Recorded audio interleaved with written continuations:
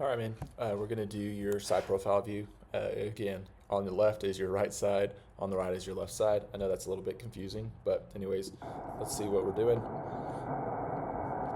The biggest thing we're looking for on this first part is what does our overstride look like? We're looking for initial contact, which is about there for right and about there for left. What we want to see is that that heel is close to this line or touching this line. And on both we have a decent amount of distance. Typically what I see with my runners whenever they have this is they are lacking in knee flexion for this initial contact. Why that's important, so on this side looks like we're at 13 degrees. Why this is important is because every time you land we want good shock absorption. If you land with a straight knee, it's going to feel pretty rigid, and it can really increase wear and tear on the joint to where you're kind of sore afterwards. This side I'm showing 17 on this stride. I think I had you close to 14 on another one, but either or, we want you north of 20, and as we can see, we're lacking there. So again, we'll talk about cadence manipulation here in a little bit, but if we can pull that foot underneath you a little bit better, you won't have near as much pain. Next thing we're going to look at is just your mid stance angle, and on both of these you were pretty solid, had adequate mid stance knee flexion.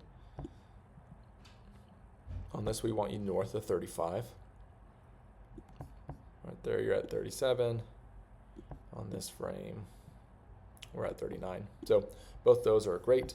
The next thing we're going to look for is what is our dorsiflexion look like. We want your knee out in front of your toe here on mid stance, and you're just about even on both sides. Every now and then your left side shows that it's a little bit stiff, so that's just one thing for us to look at. I know when we had you in session that that left ankle is pretty stiff due to just that Achilles injury that we had in the past. Last thing we're going to look at is like how much hip extension do I have. You have hip extension, but I feel like there's a little bit more there. You kind of like to extend your back, as you can kind of see in this curve, whenever you run, to try to get more hip extension. As far as just your spine angle here, you're pretty vertical. If we can get you a little bit more forward leaning, that will also help in use of those hips. And so when we think about efficiency for you as a long distance runner, we want to utilize those muscle systems the best that we can. And so a slight lean forward can kind of help us load those hips a little bit better. You may not worry about that just yet, but one of the things that we did talk about in office was that cadence manipulation. I think we're about 164. We want you closer to 180. Again, the rule on that is you are on a treadmill.